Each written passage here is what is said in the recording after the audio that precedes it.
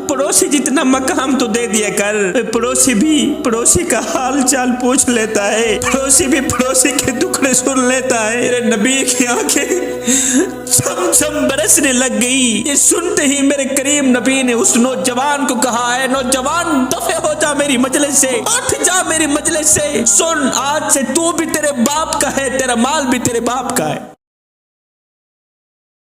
मेरे करीम नबी ने फरमाया, जिसने सुबह सुबह अपनी माँ बाप की जियारत की, उठने के फौरन बाद जिसने सुबह सुबह अपने माँ बाप का चेहरा देखा, अभी बातचीत नहीं की, अभी गुफ्तगू नहीं की, अभी खिदमत नहीं की, अभी उनसे उनका हाल चाल नहीं पूछा, सिर्फ जियारत की, फरमाया सुबह से लेकर शाम तक इस शख्स के लिए जन्नत के 2 दरवाजे खोल दिए जाते।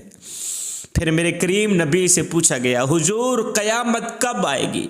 मेरे करीम नबी ने पहले ये नहीं फरमाया कि जब कुफ्र ज़्यादा हो जाएगा, ये नहीं फरमाया जब जिना आम हो जाएगा, ये नहीं फरमाया जब शराबें आम हो जाएंगी, ना ना ना, मेरे करीम नबी ने फरमाया, लोगों जब लोग अपनी माँ से नौकरों की तरह सलूक करें, जब लोग अपने बाप से नौकरों की तरह सलूक करें, जब लोग अपने बूढ़े वालिदैन से नौकरों की तरह सलूक करें, तो जान लेना, पक्का यकीन कर लेना, क़यामत आ चुकी है, क़यामत आ गई। फिर एक दिन हज़रत मूसा अलैहिस्सलाम ने फरमाया, या बारी ताला जन्नत में मेरा साथी कौन है? मेरे अल्लाह ने फरमाया, वो गोश्त बेचने वाला। मालिक जन्नत में मेरा साथी कौन है? अल्लाह ने फरमाया, वही गोश्त बेचने वाला। मालिक गोश्त बेचने वाला, कसाई जन्नत में मेरा साथी? जी हाँ कसाई जन्नत में तेरा साथी है। मालिक मैं उसे देखना चाहता हूँ, कहाँ रहता है? फलां बाजार में रहता है, गोश्त बेच रहा है।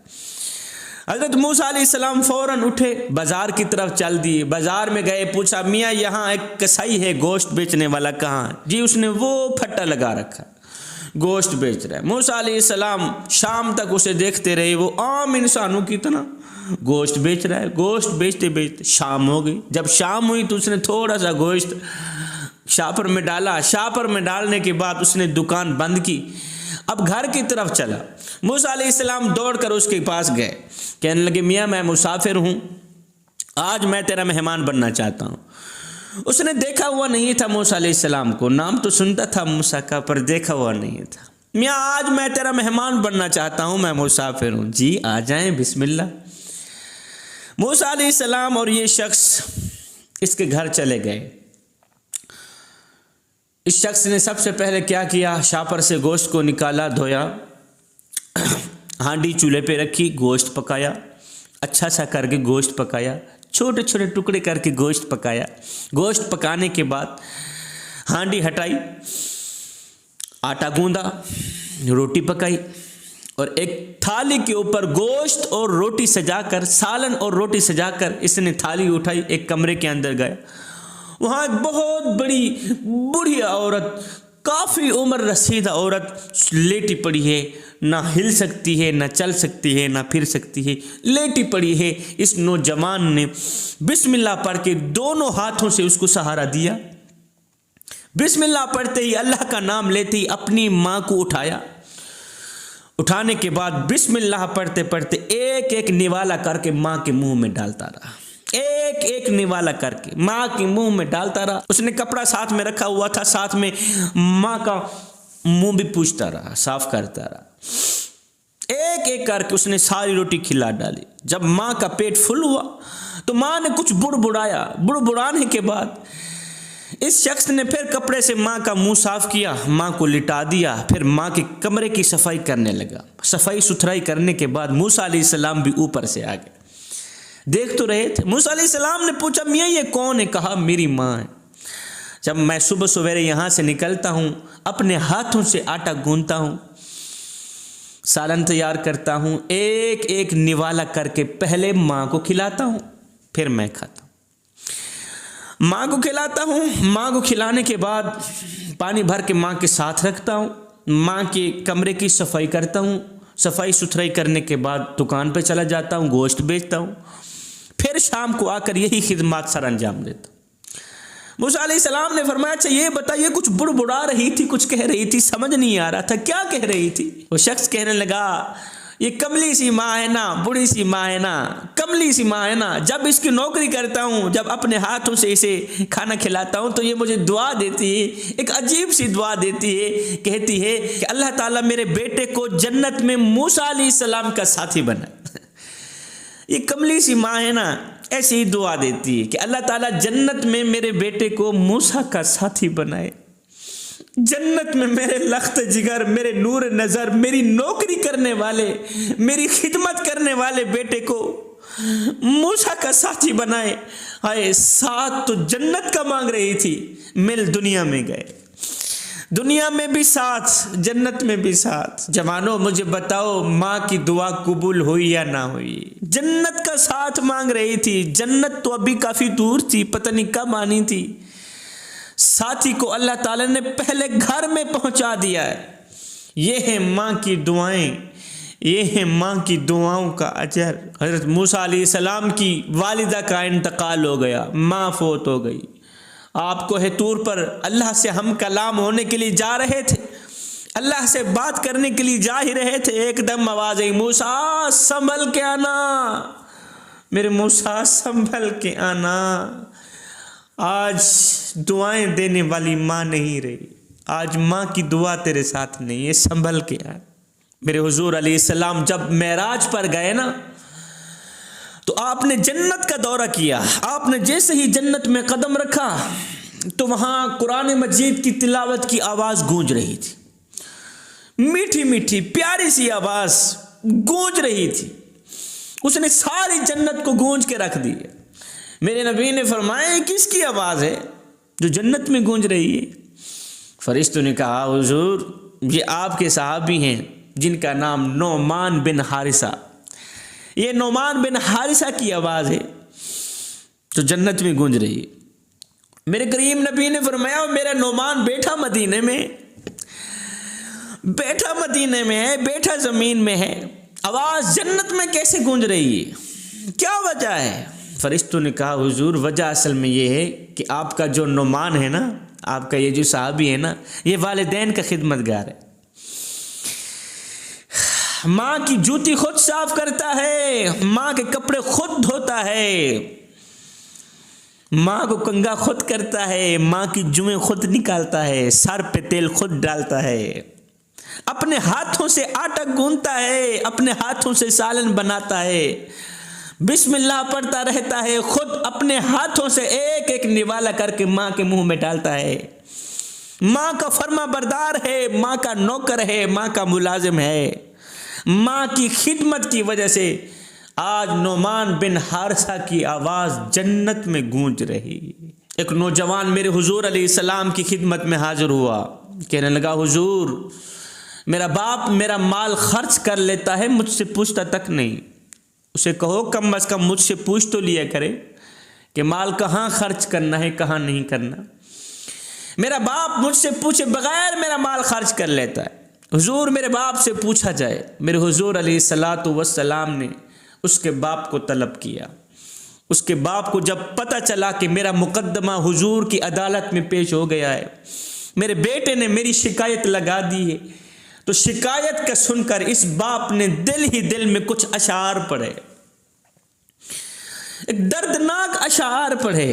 ادھر سے یہ اشعار پڑھ رہا تھا، ادھر سے حضرت جبریل علیہ السلام میرے نبی کی خدمت میں حاضر ہوئے، سلام پیش کیا، حضور اللہ آپ کو سلام دیتا ہے اور ساتھ میں کہتا ہے وہ جو باپ آ رہا ہے نا، جب وہ آئے گا تو اسے کہنا کہ تیرے مقدمے کا فیصلہ بعد میں کریں گے، پہلے وہ اشعار سنا جو تو نے دل ہی دل میں پڑھے، تیرے مقدمے کا فیصلہ بعد میں کیا جائے گا۔ وہ اشعار جو راستے میں آ رہا تھا تو نے دل ہی دل میں پڑھے نا، پہلے وہ اشعار سنا۔ جبریل وہاں سے چلے گئے، یہ باپ حاضر ہو گیا، جی آقا آپ نے بلایا تھا بندہ نچیز کو، مالک آپ نے نوکر کو طلب کیا، آپ نے غلام کو طلب کیا۔ میرے حضور علیہ السلام نے فرمایا بندے میاں تیرے مقدمے کا فیصلہ بعد میں کیا جائے گا، پہلے وہ اشعار سنا جو تو نے دل ہی دل میں پڑھے، جو راستے میں آیا ہی نا، دل ہی دل میں پڑھتا آیا ہے۔ وہ اشعار سنا، بعد میں تیرے مقدمے کا فیصلہ کریں گے۔ اب وہ اشعار اتنے دردناک تھے، وہ اشعار سنتے بھی رہے، میرے کریم نبی چھم چھم روتے بھی رہے، نبی کی آنکھیں چھم چھم برستی رہیں، روتے رہے، تڑپتے رہے۔ ان اشعار کا ترجمہ کچھ یوں تھا، کہا اے میرے بیٹے، جب تو پیدا ہوا تھا میں نے اپنی ذات کے لیے جینا چھوڑ دیا، جب تو گود میں تھا میں اس وقت بھی تیرے لیے پریشان تھا اور میں آج بھی تیرے لیے پریشان ہوں۔ تیری ایک مسکراہٹ دیکھنے کے لیے ہم ساری رات تڑپتے رہتے تھے، تجھے سلاتے تھے، خود جاگتے تھے، تیری آہ پر ہماری آہ نکلتی تھی، تیری ہائے پر ہماری ہائے نکلتی تھی، سارا دن تیرے لیے خاک چھانتا رہا، روزی کماتا رہا، دن رات ایک کر کے میں نے تیرے لیے روزی روٹی کا بندوبست کیا کہ مجھے کچھ ملے نہ ملے، میرے بیٹے کو کھانے کو روٹی مل جائے، میرے بیٹے کو روٹی کا ٹکڑا مل جائے، میرے بیٹے کے چہرے پر مسکراہٹ نظر آ جائے، چاہے میرے آنسوؤں کے سمندر کیوں نہ اکٹھے ہو جائیں۔ بیٹے جب تو بیمار ہوتا تو ہم تیرے لیے تڑپتے رہتے، تیرے ایک پہلو بدلنے پر ہم ہزاروں وسوسوں کا شکار ہوتے رہتے۔ بیٹے تیری بیماری ہماری کمر توڑ دیتی تھی، تیری تکلیف ہمیں مار دیتی تھی، تیری تکلیف ہمیں تڑپا دیتی تھی، ہمیں یوں لگتا تھا کہ جیسے تو بیمار نہیں ہوا ہم بیمار ہوئے پڑے، ہمیں یوں لگتا تھا تو تکلیف میں نہیں ہے ہم تکلیف میں۔ تیری تکلیفوں کو ہم اپنی تکلیفیں سمجھتے رہے، تیرے دردوں کو ہم اپنے درد سمجھتے رہے، ساری رات تیرے سرانے پہ بیٹھ کے روتے رہتے تھے کہ کہیں ہمارا بیٹا مر بھی نہ جائے، ہمیں ہر پل یہی خطرہ رہتا تھا کہ کہیں ہمارے بچے کی جان بھی نہ چلی جائے۔ او میرے بیٹے، او میرے لخت جگر، او میرے نور نظر، تیری آہ پر ہماری آہ نکلتی تھی، تیری ہائے پر ہماری ہائے نکلتی تھی، تیری چیخ پر ہماری چیخ نکلتی تھی، تیری ایک سسکی پر ہماری ہزاروں سسکیاں نکلتی تھیں۔ بیٹا ہم نے تو تجھے اس طرح پروان چڑھایا ہے، میں جوان تھا تو بچہ تھا، میں اپنی رگوں سے خون نکالتا رہا، تیری رگوں میں ڈالتا رہا، اپنے منہ سے نوالا نکالتا رہا، تیرے منہ میں ڈالتا رہا، یہاں تک کہ خود کمزور ہو بیٹھا تجھے طاقتور بنا دیا، خود بوڑھا ہو بیٹھا تجھے جوان کر دیا، تو جوان ہوتا گیا، تیرے میں جوانی رنگ بھرتی گئی، مجھ سے بڑھاپا رنگ چھینتا گیا، مجھ سے بڑھاپا جوانی کو چھینتا گیا، تو جوان ہو گیا میں بوڑھا ہو گیا، میری ٹانگیں کانپنے لگی، تیری ٹانگیں مضبوط ہو گئیں، آئے میرے ہاتھ کانپنے لگے، تیرے ہاتھ مضبوط ہو گئے، میں کمزور ہو گیا، جوانی نے تجھے ساتھ دے دیا، طاقت نے تجھے ساتھ دے دیا۔ بیٹے میں سوچتا تھا کہ جس طرح میں آج اپنے منہ سے نوالا نکال کر بیٹے کے منہ میں ڈالتا ہوں، ایک وقت آئے گا میرا بیٹا اپنے منہ سے نوالا نکال کر میں بوڑھے باپ کے منہ میں ڈالے گا۔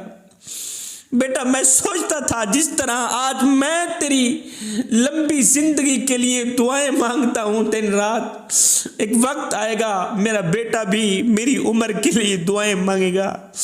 میں سوچتا تھا جس طرح میں بیٹے کے لیے تڑپتا ہوں، ایک وقت آئے گا میرا بیٹا میرے لیے تڑپے گا۔ میں سوچتا تھا جس طرح آج میں اپنے بیٹے کا نوکر بنا ہوا ہوں، ملازم بنا ہوا ہوں، ایک وقت آئے گا میرا بیٹا میرا نوکر بنے گا۔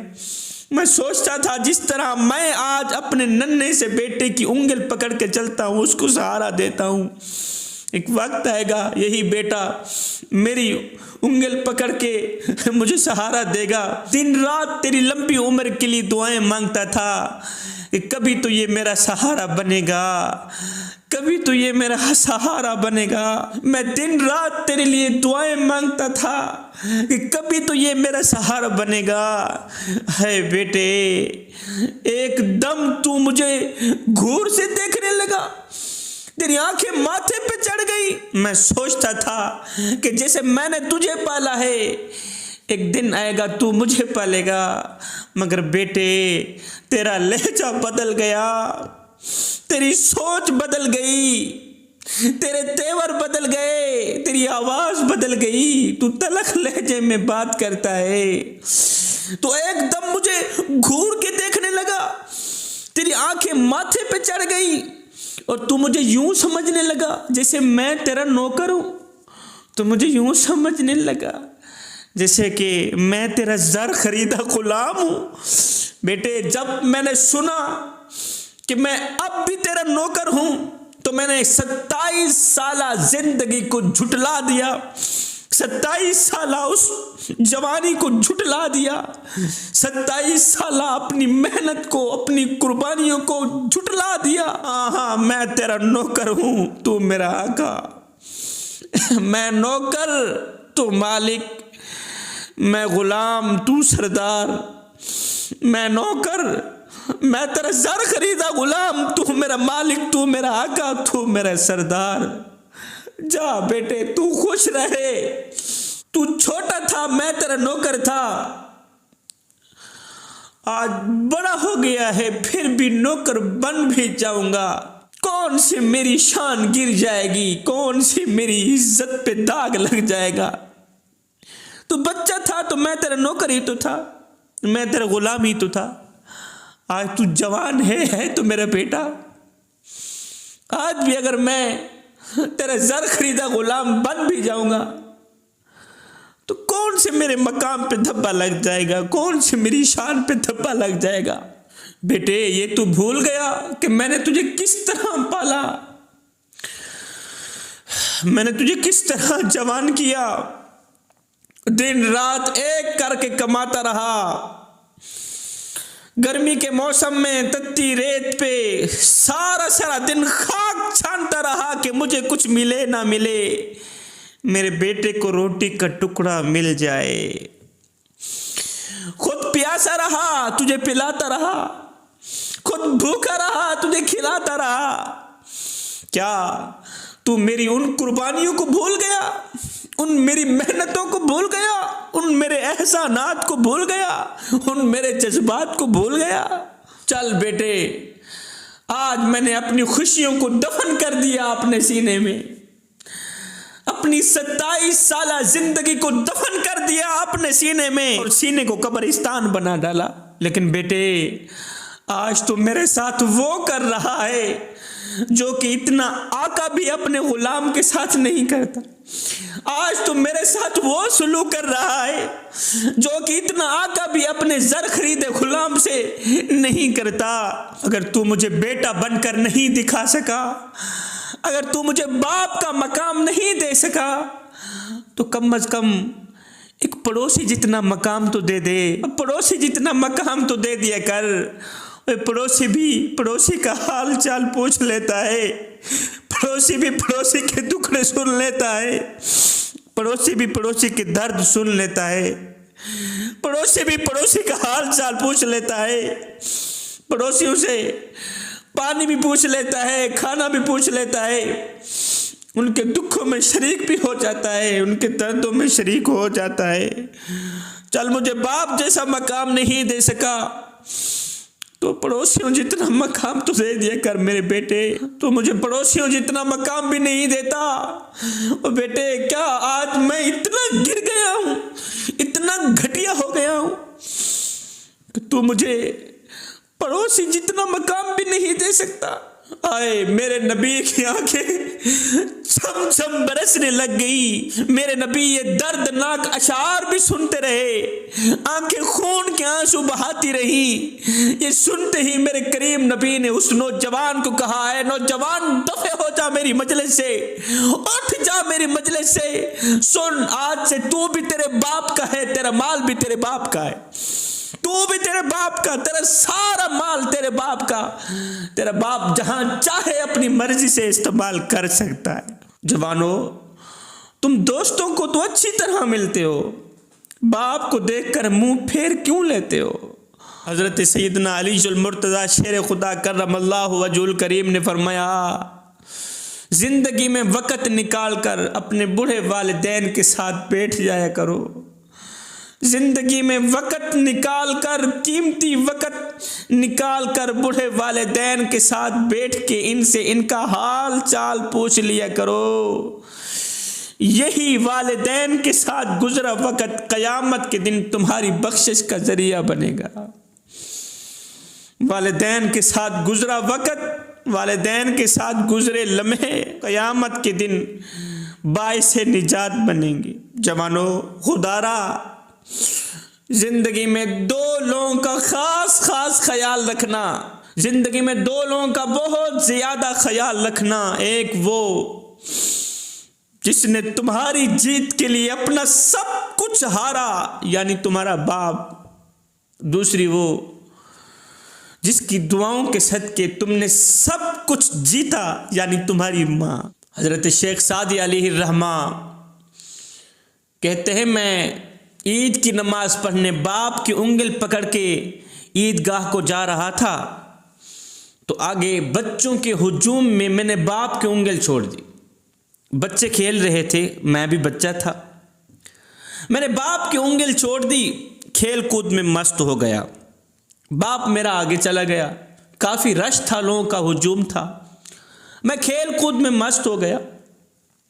تھوڑی دیر کے بعد جب کھیل سے فارغ ہو گیا، کھیل نے مجھے میرے باپ سے جدا کر دیا۔ تھوڑی دیر کے بعد جب کھیل سے فارغ ہوا تو میں نے دیکھا میرا باپ کہاں ہے۔ ادھر دوڑتا ہوں، میرا باپ کہاں ہے؟ ہائے میں باپ سے جدا ہو گیا، ہائے میں مارا گیا، میرا باپ کہاں ہے؟ میں باپ سے الگ ہو گیا، میرا باپ کہاں ہے؟ میرا باپ کہاں ہے؟ چیخ رہا تھا، رو رہا تھا، اس سے پوچھتا میرا باپ کہاں ہے، اس سے پوچھتا میرا باپ کہاں ہے۔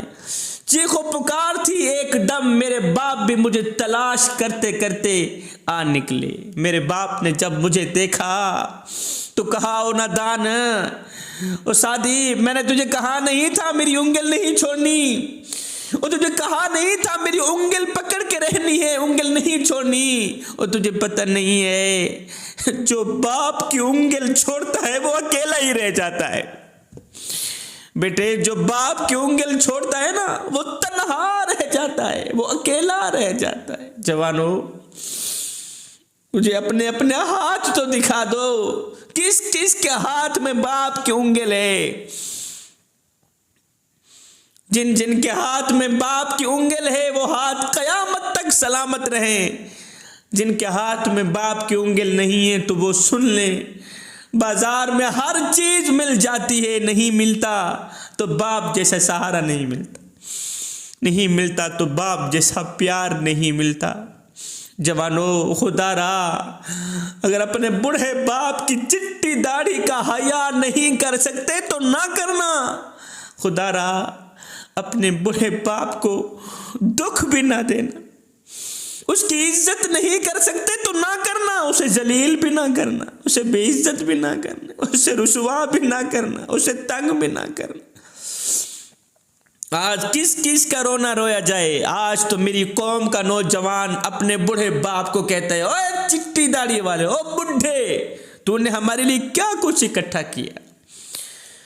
کون سے مربع بنائے، کون سی جائیدادیں بنائی؟ وہ خدا بخش مرا تھا، اولاد کے لیے مربع چھوڑ کے گیا ہے، جائیدادیں چھوڑ کے گیا ہے، زمینیں چھوڑ کے گیا، یہ چھوڑ کے گیا، وہ چھوڑ کے گیا، اور مجھے بتا تو صحیح تو نے ہمارے لیے کیا کچھ چھوڑا؟ میں کہتا ہوں، او نادان، او بدبخت نوجوان، او بدبخت انسان، سن، تیرے بوڑھے باپ نے غربت میں آ کے اپنے منہ سے نوالا نکال کر تیرے منہ میں ڈالا، اپنی رگوں سے خون نکال کر تیری رگوں میں ڈالا، آئے خود کمزور ہو گیا، تجھے طاقتور بنا دیا، خود بوڑھا ہو بیٹھا، تجھے جوان کر دیا۔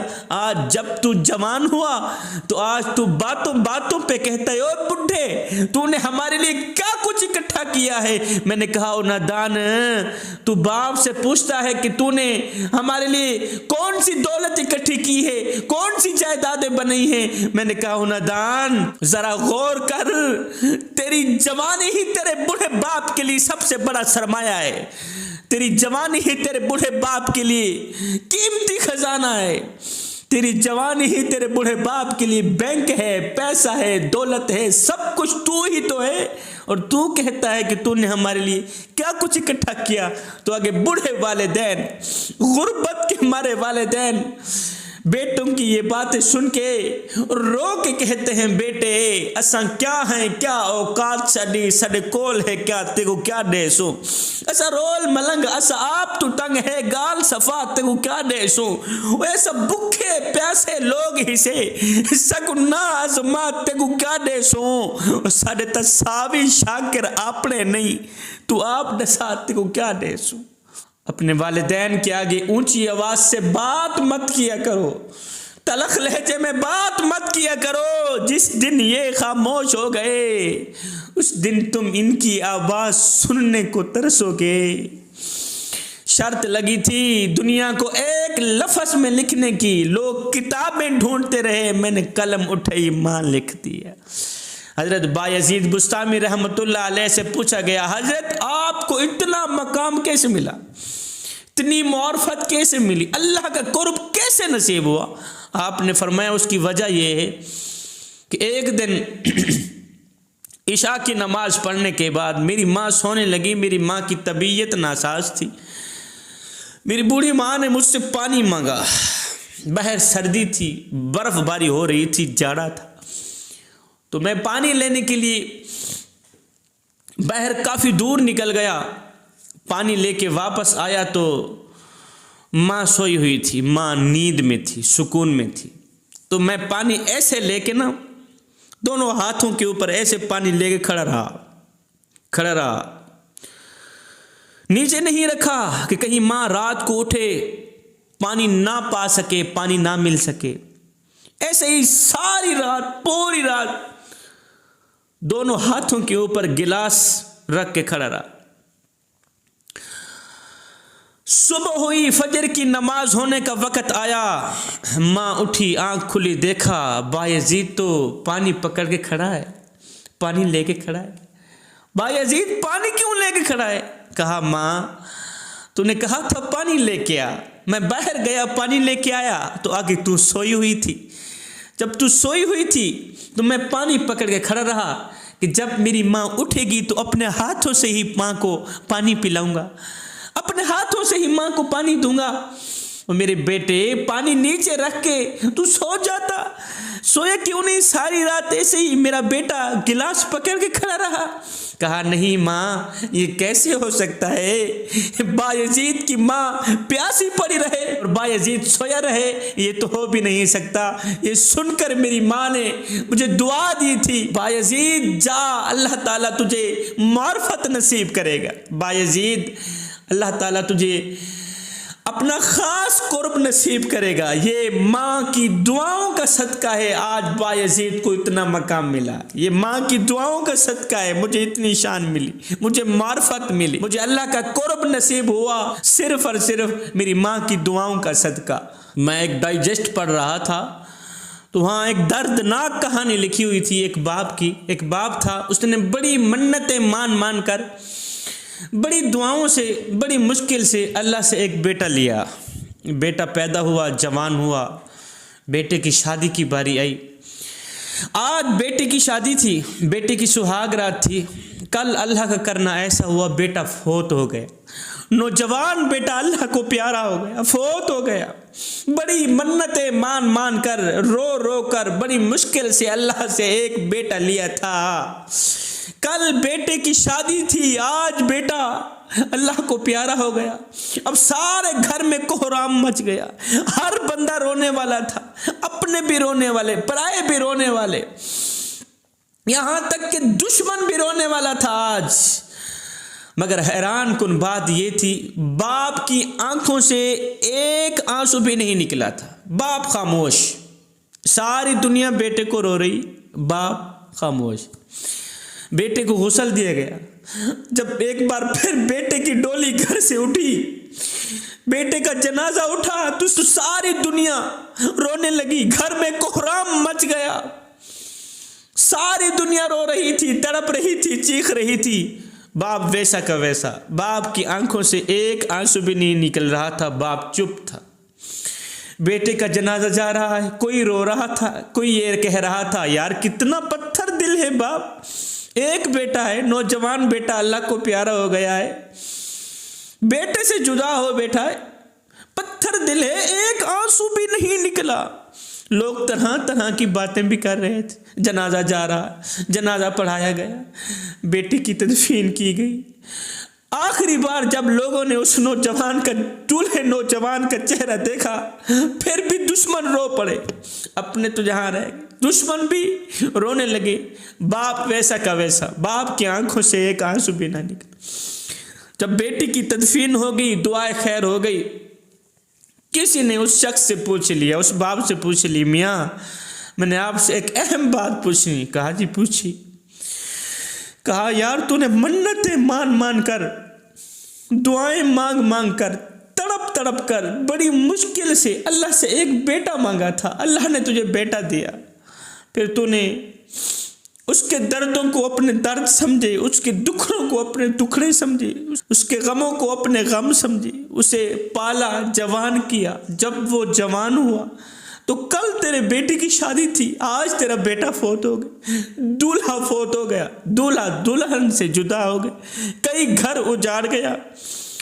اب دشمن بھی تیرے بیٹے کو رو رہا تھا، اور تو باپ ہے، تجھے تو سب سے زیادہ رونا چاہیے تھا، اور تیری آنکھوں سے ایک آنسو بھی نہیں نکلا، تو خاموش کا خاموش ہے، چپ کا چپ ہے، بولتا نہیں، روتا ہی نہیں۔ جب اس نے کہا نا میاں تو بولتا نہیں، تو روتا نہیں، تو اس باپ نے ایک دم اپنا منہ کھولا، ایک خون کی الٹی نکالی، خون کی الٹی نکالنے کے بعد کہنے لگا میاں میں کیا کروں، میرا جگرا پھٹ گیا ہے، مجھے رونا نہیں آ رہا۔ یہ کہتے ہوئے باپ زمین پہ گرا، باپ بھی اللہ کو پیارا ہو گئے۔ باپ کا جگرا پھٹ گیا ہے، باپ کا کلیجہ پھٹ گیا ہے، بیٹے کی جدائی برداشت نہ کر سکا۔ خدا را جوانو، باپ کی قدر کرو، والدین کی قدر کرو، تمہارے والدین زندہ ہیں، تمہیں کسی کی دعا کی ضرورت نہیں، کسی کی دعا کی ضرورت نہیں، دعا کرنے کے لیے تمہارا باپ کافی ہے، تمہیں دعا دینے کے لیے تمہاری ماں کافی، ان کی دعائیں تمہارے لیے کافی ہیں، کسی کی دعا کی ضرورت نہیں۔ ایک صحابی ہیں جن کا نام حضرت ابو ہریرہ رضی اللہ تعالیٰ عنہ، آپ دن رات رویا کرتے تھے، پتہ کیوں؟ اس وجہ سے کہ آپ کی جو ماں تھی نا وہ مسلمان نہیں تھی، اس نے کلمہ نہیں پڑھا تھا، دن رات رویا کرتے تھے، تڑپا کرتے تھے کہ قیامت کے دن میں جنت میں جاؤں، میری ماں جہنم میں جائے، میں ماں سے پیار کرتا ہوں، میں ماں سے محبت کرتا ہوں، میری ماں ہے، میرے لیے جنت ہے۔ وہ بھی ایسے ہی کرتے تھے، ماں کو روٹی اپنے ہاتھوں سے کھلاتے تھے، ماں کا کنگھا کرتے تھے، ماں کی جوئیں نکالتے تھے، سر میں تیل ڈالتے تھے، ماں کلمہ نہیں پڑھتی تھی، ابو ہریرہ کے نبی کو گالیاں دیا کرتی تھی، جگہ جگہ پہ ابو ہریرہ کو ستاتی رہتی تھی، لیکن پھر بھی خدمت میں کمی نہیں ہونے دی، بھرپور خدمت کرتا رہا۔ ایک دن ابو ہریرہ کی ماں نے حد سے زیادہ حضور کی گستاخی کر ڈالی، ابو ہریرہ روتا ہوا، چیختا ہوا، دوڑتا ہوا حضور کے قدموں پہ آیا، خدمت میں آیا، کہنے لگا حضور میری ماں آپ کو گالیاں دیتی ہے، میری ماں آپ کو تڑپاتی رہتی ہے، میری ماں مجھے تڑپاتی رہتی ہے، آپ کی گستاخی کرتی رہتی ہے، آج تو آپ اللہ سے دعا کریں اللہ تعالیٰ میری ماں کو ہدایت دے۔ حضور میں ماں سے محبت کر بیٹھا ہوں، ماں سے پیار کرتا ہوں، وہ میری ماں ہے، میں ماں سے عشق کرتا ہوں، دن رات ماں کی خدمت کرتا ہوں، نوکری کرتا ہوں، لیکن میری ماں جب آپ کو گالیاں دیتی ہے تو مجھ سے رہا نہیں جاتا، برداشت نہیں ہوتا، بس میں جلدی سے گھر سے باہر نکل جاتا ہوں۔ حضور آپ دعا کریں نا اللہ تعالیٰ میری ماں کو ہدایت دے، کلمہ پڑھنے کی توفیق دے۔ میرے کریم نبی نے جب ابو ہریرہ کی طرف دیکھا، ابو ہریرہ کا دل کٹا جا رہا تھا، ایسے پتہ چلتا تھا کہ ابو ہریرہ 2 دن کے اندر اندر مر جائے گا۔ میرے نبی نے ایک دم گورے گورے ہاتھ اٹھائے، عرض کی مالک ابو ہریرہ کی ماں کو ہدایت دے دے، ابو ہریرہ کی ماں کو ہدایت دے دے، میرے یار کی ماں کو ہدایت دے دے۔ ادھر سے نبی نے دعا کے لیے ہاتھ اٹھائے، ادھر حضرت ابو ہریرہ نے کیا کیا، گھر کی طرف دوڑ لگا دی۔ صحابہ نے دیکھا، دیکھو جی حضور دعا فرما رہے ہیں۔ ابو ہریرہ کا حق تھا ساتھ میں بیٹھ کے آمین کی آواز لگاتا۔ حضور ابو ہریرہ کی ماں کے لیے دعا مانگ رہے ہیں، ابو ہریرہ گھر کی طرف دوڑتے چلے جا رہے ہیں۔ ابو ہریرہ گھر کی طرف دوڑتا گیا، دستک دی، دروازہ کھولا تو سن کر حیران رہ گیا کہ ماں کلمہ پڑھ رہی تھی، لا الہ الا اللہ محمد رسول اللہ۔ قدموں پہ گر گیا، قدم چوم کر کہنے لگا، ماں، میری ماں، میری پیاری ماں، تو کلمہ پڑھ رہی ہے؟ کہا چپ کر میرے بیٹے، تیرا نبی ابھی میرے گھر میں آیا تھا اور مجھے کہہ کے گیا ہے ابو ہریرہ کی ماں یہ کیسے ہو سکتا ہے قیامت کے دن بیٹا جنت میں جائے اور ماں جہنم میں جائے، یہ ہم سے برداشت نہیں ہوتا، کلمہ پڑھ لے، تیرے بیٹے کا دل کٹا جا رہا ہے، کہیں جوان بیٹے سے جدا بھی نہ ہو۔ بیٹے تیرے نبی صرف مجھے کلمہ بھی نہیں پڑھا کے گئے، مجھے جنت میں اعلیٰ مقام بھی دے کے گئے، اعلیٰ گھر بھی دے کے گئے۔ یہ سن کر حضرت ابو ہریرہ رضی اللہ تعالی عنہ نے واپسی حضور کی طرف دوڑ لگا دی، دوڑتے ہوئے آئے، حضور کے قدموں پہ آ گرے۔ حضور علیہ الصلوۃ والسلام اس وقت دعا ختم فرما رہے تھے۔ لوگوں نے پوچھا، ابو ہریرہ حضور نے یہاں سے دعا شروع کی تھی، تو نے گھر کی طرف دوڑ لگا دی، گھر کی طرف کیوں دوڑ لگی، وجہ کیا ہے؟ ابو ہریرہ نے روتے ہوئے کہا، تڑپتے ہوئے کہا، رو کر کہنے لگا، صحابیوں آج ابو ہریرہ دیکھنا چاہتا تھا کہ میں گھر میں پہلے پہنچتا ہوں یا میرے نبی کی دعا پہلے پہنچتی ہے۔ صحابہ میں گھر میں بعد میں پہنچا، میرے نبی کی دعا پہلے پہنچی ہوئی تھی۔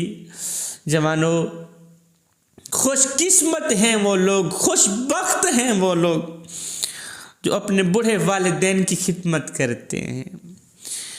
میرے نبی نے فرمایا، لعنت ہو اس شخص پر جو اپنے والدین کو تڑپاتا ہے، جو اپنی ماں کو تڑپاتا ہے، اپنے باپ کو تڑپاتا ہے۔ اللہ کے نبی نے لعنت بھیجی۔ پھر فرمایا، بدقسمت ہے وہ انسان، بدبخت ہے وہ انسان جس نے اپنی زندگی میں بوڑھے والدین کو پایا، ان کی خدمت کر کے ان کی دعاؤں سے جنت میں نہ جا سکا۔ بدقسمت ہے وہ انسان۔ تو خوش قسمت لوگ ہیں وہ جو اپنے والدین کی خدمت کرتے ہیں، خوشی سے خدمت کرتے ہیں، شوق سے خدمت کرتے ہیں۔ میں دعا کرتا ہوں اللہ تعالی ہمیں صراط مستقیم پر چلنے کی توفیق عطا فرمائے، بوڑھے والدین کی خدمت کرنے کی توفیق عطا فرمائے، بوڑھے والدین کے دردوں کو اپنے درد سمجھنے کی توفیق عطا فرمائے، بوڑھے والدین کی تکلیفوں کو اپنی تکلیفیں سمجھنے کی توفیق عطا فرمائے۔ اللہ تعالی ہم سب کا حامی و ناصر ہو، آمین ثم آمین، وما علینا الا البلاغ المبین۔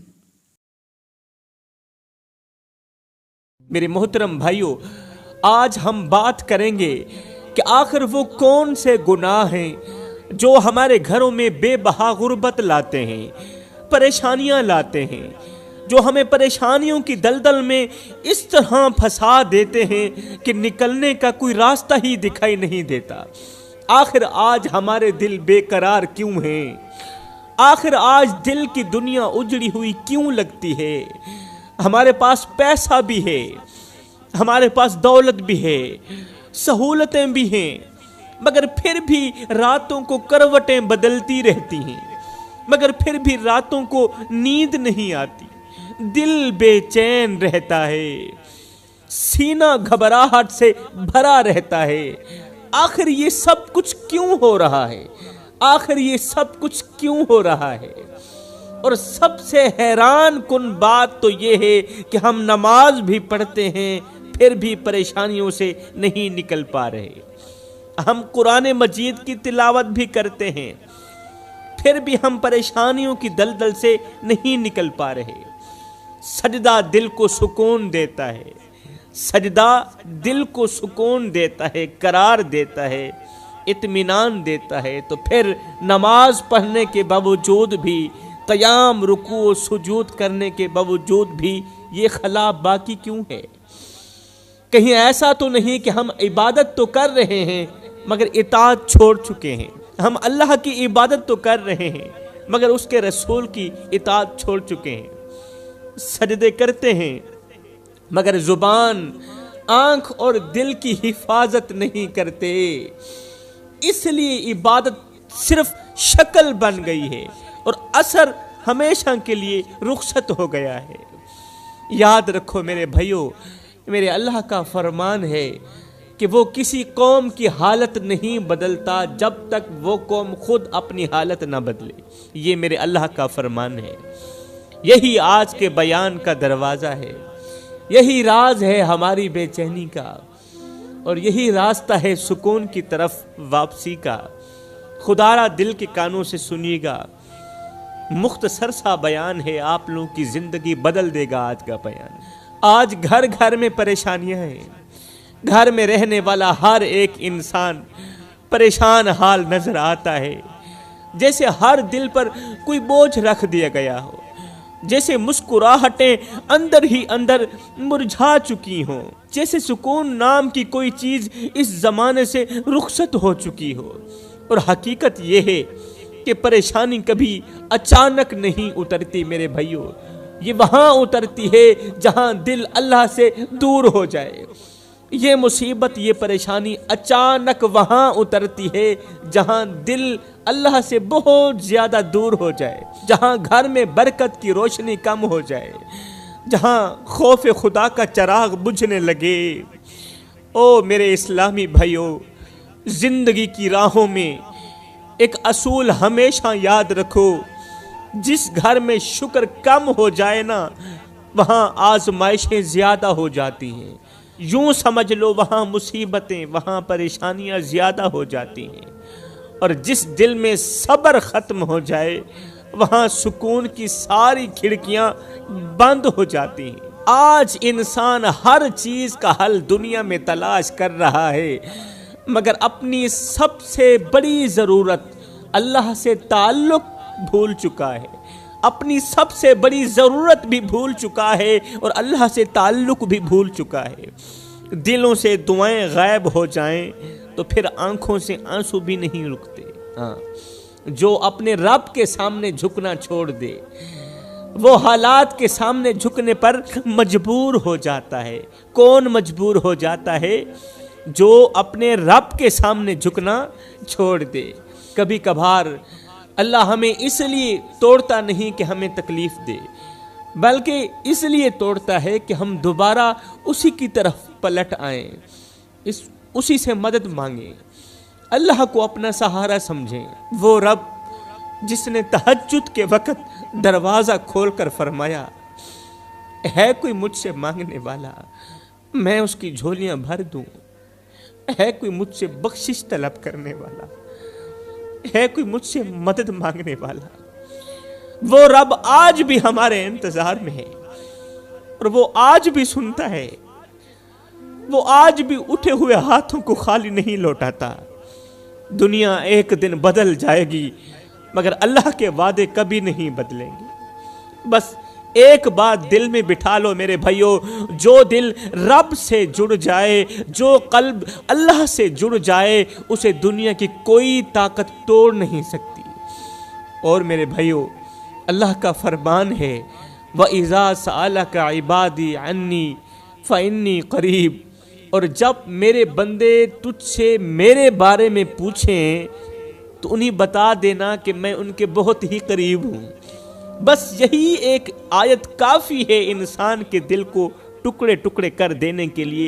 एक ही आयत काफ़ी है इंसान को झंझोड़ देने के लिए। क्योंकि सवाल ये नहीं कि अल्लाह करीब है, सवाल ये नहीं कि अल्लाह करीब है या नहीं, सवाल ये है कि हमने आखिरी बार कब उसे करीब से महसूस किया था। हमने आखिरी मर्तबा, लास्ट टाइम, कब अपने रब को अपने बिल्कुल करीब किया था। कब हमने आखिरी बार उसके सामने रोकर कहा था, کہ اے میرے رب میں بہت تھک گیا ہوں. کب کہا تھا آخری بار؟ تجھے اور مجھے یاد ہے جب کہا ہو اللہ میں تھک گیا ہوں، میں تھک گیا ہوں، اب تو مجھے تھام لے. میرے بھائیو، اللہ کا یہ فرمان سن کر بھی اگر دل نہ پگھلے تو پھر کس چیز کا انتظار ہے؟ وہ رب خود کہہ رہا ہے کہ میں بالکل قریب ہوں، بس پکارو. مگر ہم دنیا والوں کے دروازے پر روتے ہیں، ان لوگوں سے امیدیں باندھ رہے ہیں جو خود ٹوٹے ہوئے ہیں. دل تب ٹوٹتا ہے جب انسان سے امید رکھے، لیکن دل تب جڑ جاتا ہے جب انسان اللہ سے امیدیں باندھ لے. کبھی ایک لمحے کے لیے سوچو، اگر آج اللہ ہمارا ہاتھ چھوڑ دے تو ہم کہاں جائیں گے؟ آج اگر اللہ ہمارا ہاتھ چھوڑ دے تو ہم کہاں جائیں گے؟ ہماری دعائیں، ہمارے آنسو، ہماری تھکی ہوئی آہیں سب کس کے سامنے جائیں گی؟ وہ رب روتے ہوئے انسان کو بہت پسند کرتا ہے، وہ رب گڑ گڑاتے ہوئے انسان کو بہت پسند کرتا ہے، خاشیت الہی میں روتے ہوئے انسان کو بہت زیادہ پسند کرتا ہے. وہ دل کی دھڑکنوں تک سنتا ہے، وہ خاموش آنسوؤں کو بھی قبول کر لیتا ہے. بس ایک بار سچے دل سے رب کو پکار کر تو دیکھو، ٹوٹے نصیب جوڑ دیتا ہے، بکھری ہوئی زندگیوں میں سکون اتار دیتا ہے. یاد رکھو، اللہ کے در پر گرے ہوئے آنسو کبھی ضائع نہیں جاتے. یہ وہ موتی ہیں جن سے قسمتیں بدلتی دکھائی دیتی ہیں. آ جاؤ میرے بھائیو، اللہ فرماتا ہے میرے بندے، میں وہ رب ہوں جو رات کو درختوں کی ٹہنیوں پر بیٹھے پرندوں کو نیند میں گرنے نہیں دیتا. میں تجھے بے یار و مددگار کیسے چھوڑ سکتا ہوں؟ اور ہاں، جو فرشتے شام کو تیرے گناہ میرے پاس لے کر آتے ہیں، میں صبح انہی کے ہاتھوں میں تیرے لیے رزق بھیجتا ہوں. کتنا پیارا رب ہوں تیرا، تیری کتنی فکر کرتا ہوں. ذرا رب کے ان برگزیدہ بندوں کو یاد کرو میرے بھائیو، رب کے ان برگزیدہ بندوں کو یاد کرو جنہیں اللہ نے پہلے بڑی بڑی آزمائشوں میں ڈالا. اللہ نے خود آزمائشوں میں ڈالا، اپنے خاص بندوں کو آزمائشوں میں ڈالا. ہمارے پاس تو تھوڑی سی پریشانی آ جائے ہم اس کی ناشکری پہ تل جاتے ہیں. تھوڑی سی پریشانی آ جائے، اللہ کیا ہم تیرے دشمن تھے؟ آزمائشیں جھیلنے کے لیے کوئی اور نہیں تھا، صرف میں ہی تھا پوری دنیا میں؟ آؤ اللہ تعالیٰ کے ان برگزیدہ بندوں کو یاد کرتے ہیں جنہیں اللہ نے پہلے بڑی بڑی آزمائشوں میں ڈالا، بڑی بڑی آزمائشوں میں ڈالا، مصیبتوں میں ڈالا، مگر انہوں نے صبر کا دامن نہ چھوڑا، صبر کا دامن مضبوطی سے پکڑا، ثابت قدم رہے. اور پھر اللہ نے انہیں وہ مقام عطا کیا جس تک آج کوئی بھی نہ پہنچ سکا. آدم علیہ السلام سے لے کر آج تک کوئی بھی انسان ان تک نہ پہنچ سکا. وہ مقام عطا کیا میرے اللہ نے. حضرت ایوب علیہ السلام کو دیکھو، جسم بیماری سے ٹوٹ گیا، گھر ویران ہو گیا، لوگ چھوڑ گئے، مگر دل نے اللہ کو نہ چھوڑا، دل نے اللہ کو نہیں چھوڑا. اور جب رب نے ایوب کا صبر دیکھا تو بیماری کو دور کر دیا، بیماری ختم ہو گئی، دور ہو گئی، عزت بھی لوٹا دی، اور نعمتیں بھی بارش کی طرح برس پڑی حضرت ایوب علیہ السلام کے اوپر. کیونکہ جو رب دینے کی طاقت رکھتا ہے وہ واپس لینے کی طاقت بھی رکھتا ہے. جس نے بیماری دی ہے تمہیں یقین ہونا چاہیے شفا بھی اسی کے ہاتھ میں. پھر شفا لینے کے لیے کسی اور کے دروازے پر جانا فضول ہے. جس نے بیماری دی ہے شفا اسی کے ہاتھ میں ہی ہے. حضرت سیدنا یوسف علیہ السلام کو دیکھو، کبھی کنویں میں پھینکا گیا، کبھی غلام بنا کر بیچا گیا، کبھی جیل میں ڈال دیا گیا، مگر ثابت قدم رہے.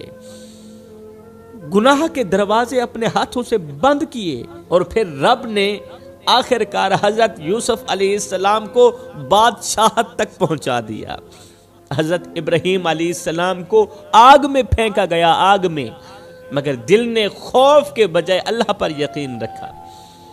ڈر کے بجائے اللہ پر یقین رکھا، پھر وہی آگ جب حضرت ابراہیم علیہ السلام نے اللہ پر پختہ یقین رکھا نا، پھر وہی آگ سلامتی بن گئی۔ آہا، سلامتی، جنت کی ٹھنڈی ہوا بن گئی۔ آپ حضرت موسیٰ علیہ السلام کو دیکھیں، حضرت موسیٰ علیہ السلام کو فرعون جیسے ظالم کے مقابلے کھڑا کیا گیا، لیکن جب یقین کامل تھا تو سمندر بھی راستہ بنا کر کھل گیا۔ میرے اسلامی بھائیوں، یہ سب اس لیے ہوا کہ ان کا دل اللہ سے جڑا ہوا تھا، دنیا کے ڈر سے نہیں، رب کے حکم سے چلتے تھے وہ لوگ۔ وہ دنیا کے ڈر سے نہیں چلتے تھے، وہ دنیا والوں کے آگے نہیں جھکتے تھے، وہ خوف کے مارے نہیں چلتے تھے، رب کے حکم سے چلتے تھے۔ اس لیے رب نے انہیں وہ نوازا، آج تک کسی اور کو نہ نوازا۔ لیکن آج کے انسان کو دیکھو، ذرا سی مشکل آئے تو زبان شکایتوں سے بھر جاتی ہے، زبان پر ناشکری آ جاتی ہے، تھوڑی سی رکاوٹ آئے تو اللہ سے گلہ شروع کر دیتا ہے آج کا انسان، ذرا سی پریشانی آئے تو امید کا دامن چھوڑ دیتا ہے آج کا انسان۔ ہم وہ امت ہیں جن کے سامنے نبیوں کی مثالیں موجود ہیں، مگر پھر بھی ہم کمزور ہیں، ہمارا ایمان کمزور ہے۔ اللہ اکبر، بے صبری، جلد بازی اور دل میں بے یقینی نے ہمیں ٹکڑے ٹکڑے کر دیا ہے۔ آج لوگ نماز چھوڑ کر سکون ڈھونڈتے ہیں، گناہ کر کے خوشیاں تلاش کرتے ہیں، دنیا کے پیچھے بھاگ کر اللہ کو بھول جاتے ہیں، اور پھر حیران ہوتے ہیں کہ زندگی میں برکت کیوں نہیں، دل میں سکون کیوں نہیں، گھر میں خوشیاں کیوں نہیں۔ اللہ کی سنت ہمیشہ ایک ہی رہی ہے، ایک ہی رہی ہے میرے اللہ کی سنت، کہ جو صبر کرے گا بس اسے انعام ملے گا، جو شکر کرے گا اسے انعام ملے گا، جو صبر چھوڑ دے گا وہ اس انعام سے محروم رہ جائے گا، پھر وہ سکون سے بھی محروم رہ جائے گا، پھر وہ رزق سے بھی محروم رہ جائے گا۔ نبیوں نے ثابت قدمی دکھائی، اس لیے رب نے ان کے لیے تمام دروازے کھول دیے۔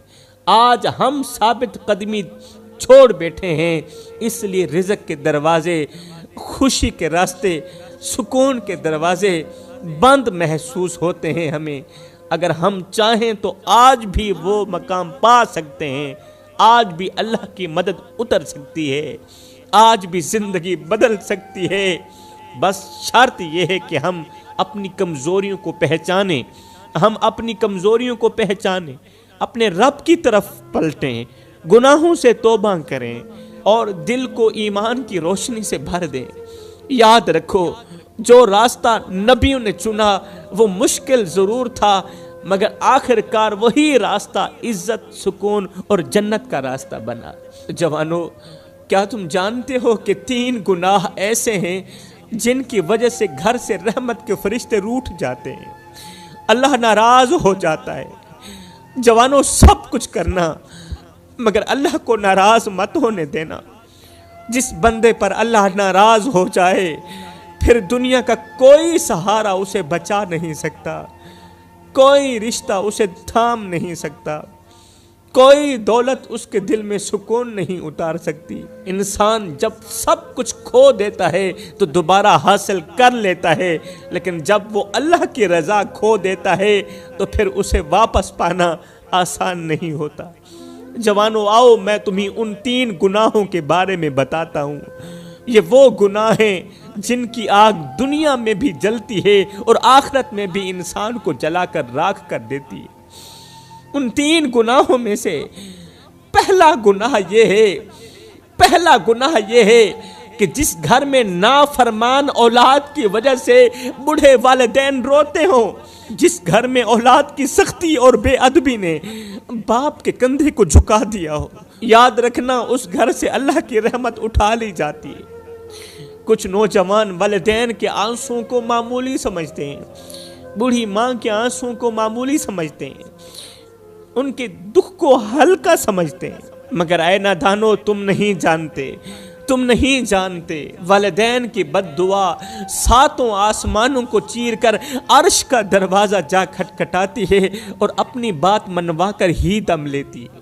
نافرمان اولاد اپنے ہی ہاتھوں سے اپنی تقدیر تباہ کر دیتی۔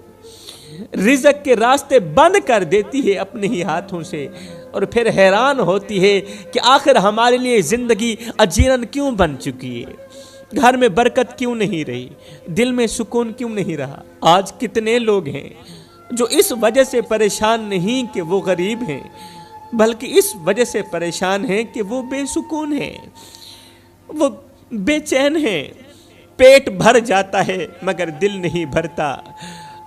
آج لاکھوں دل روتے ہیں، رات کے اندھیرے میں سسکیاں نکلتی ہیں، اللہ سے شکوہ کرتے ہیں، شکایت کرتے ہیں، اے اللہ ہم نے تیرے بندوں کو کیا بگاڑا تھا، تیرے بندوں نے تو ہمارا جینا ہی حرام کر دیا، ہم سے ہمارا سکون چھین لیا تیرے بندوں نے، ہماری خوشیاں لوٹ لی تیرے بندوں نے، ہمارے کمزور بدن پر بھاری بوجھ رکھ دیا تیرے بندوں نے۔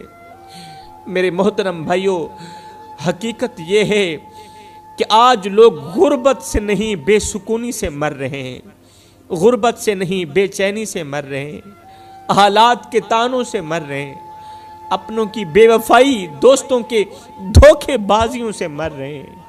آج انسان کے لیے سب سے بڑا خطرہ بن چکا ہے۔ آج راہ چلتا انسان ہنستے بستے انسان کو کچل کے رکھ دیتا ہے۔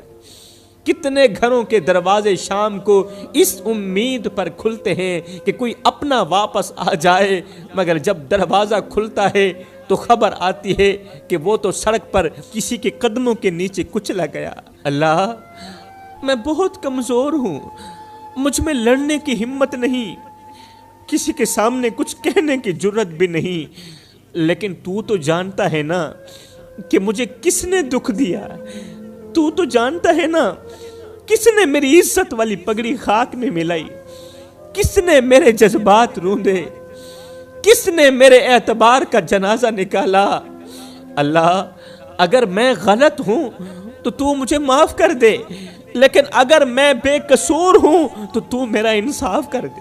میرے بھائیوں، کوئی تمہیں گرا دے تو خاموش ہو جانا، کوئی تمہارا دل دکھا دے تو بھی خاموش ہو جانا، کوئی تمہاری نیکی کو بدی کہہ دے، کوئی تمہاری اچھائی کو برائی کہہ دے تو بھی خاموش رہ جانا، تب بھی خاموش رہنا، کیونکہ اللہ کی غیرت بہت بڑی ہے، اللہ کی غیرت بہت بڑی ہے۔ وہ اپنے بندوں کو روتا ہوا نہیں دیکھ سکتا۔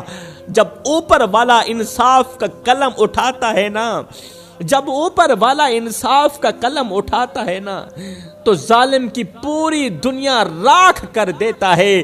جب میرے محمد کا رب انصاف کرنے پہ آتا ہے تو پھر ظالم کو ایسے گھسیٹتا ہے، ایسے گھسیٹتا ہے جیسے کسی ناپاک اور غلیظ چیز کو گھسیٹ کر کچرے کے ڈھیر میں پھینکا جا رہا ہو، دھرتی کو ایک بار پھر سے پاک کیا جا رہا ہو، اور یہ سب اس لیے ہو رہا ہوتا ہے کہ لوگ یہ دیکھ کر عبرت حاصل کریں۔ تو فرمایا کبھی بھی کسی کو دکھ مت دینا، کسی کی زندگی اچیرن نہیں بنانی، کسی کو دکھ دے کر، کسی کو درد دے کر، کسی کو غم دے کر۔ تجھے کیا لگتا ہے کہ تو ساری زندگی ایسے ہی ہنستا رہے گا، تو ساری زندگی ایسے ہی مسکراتا رہے گا؟ نہ بندے نہ، بس وقت کے الٹنے کی دیر ہے، تیری باری بھی دور نہیں ہے، اس لیے کہ زندگی کے کسی نہ کسی موڑ پہ اپنا کیا آخر بھگت نہیں پڑتا ہے۔ تو فرمایا کبھی بھی اپنے والدین کو دکھ مت دینا، والدین کو درد مت دینا، کیونکہ جس دن ماں باپ کے دل سے آہ نکلی نا، اس دن سمجھ لینا رحمت کے فرشتے تم سے روٹ گئے ہیں، خوشیاں تم سے منہ موڑ گئی ہیں۔ یہ تو ہو گیا پہلا گناہ۔ اب بات کرتے ہیں دوسرے گناہ کی، جو گھر میں رحمت کے فرشتوں کو نہیں آنے دیتا، اور وہ ہے جس گھر میں قرآن کی جگہ گانوں کی آواز گونجتی ہو۔ ایسے گھروں میں سکون نہیں اترتا۔ میرے کریم نبی نے فرمایا جس دل میں قرآن کی جگہ شور، غفلت اور بے حیائی بسیرا کر لے قرآن کی جگہ، وہ دل نور سے ہمیشہ کے لیے محروم رہ جاتا ہے۔ آج کتنے گھر ہیں جن کے اندر صبح دوپہر شام گانوں کی آواز گونجتی ہے، اور پھر سب پوچھتے ہیں سکون کہاں مر گیا؟ ارے قرآن تو الماریوں میں پڑا ہوا تمہاری زندگی پر افسوس کر رہا ہے، اور ٹیویوں کو آباد کر رکھا ہے تم لوگوں نے۔ ایک وقت تھا جب گھروں کے اندر قرآن مجید کی آواز گونجا کرتی تھی۔ میرے نبی نے فرمایا راتوں کی تاریکیوں میں اٹھ اٹھ کے قرآن پڑھا کرو، راتوں کی تاریکیوں میں اٹھ اٹھ کے قرآن پڑھا کرو، اور قرآن پڑھتے وقت رویا بھی کرو۔ اگر رونا نہ بھی آئے تو رونے کی کوشش کر لیا کرو۔ حضرت داتا علی حجویری سے پوچھا گیا، حضرت اگر رونے کی کوشش کریں پھر بھی رونا نہ آئے تو کیا کریں؟ آپ نے فرمایا پھر اپنے مقدر پہ رویا کرو۔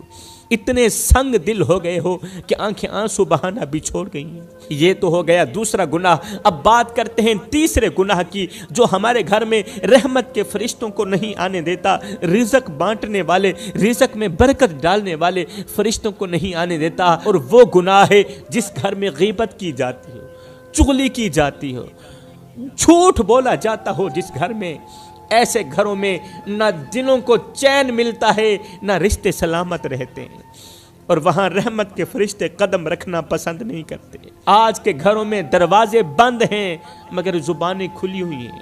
آج کی محفلیں ذکر سے نہیں، لوگوں کے گوشت سے گرم ہوتی ہیں۔ کوئی ابھی بیٹھا نہیں ہوتا مگر اس کی عزت پہلے سے ہی میز پر پڑی ہوئی ہوتی ہے۔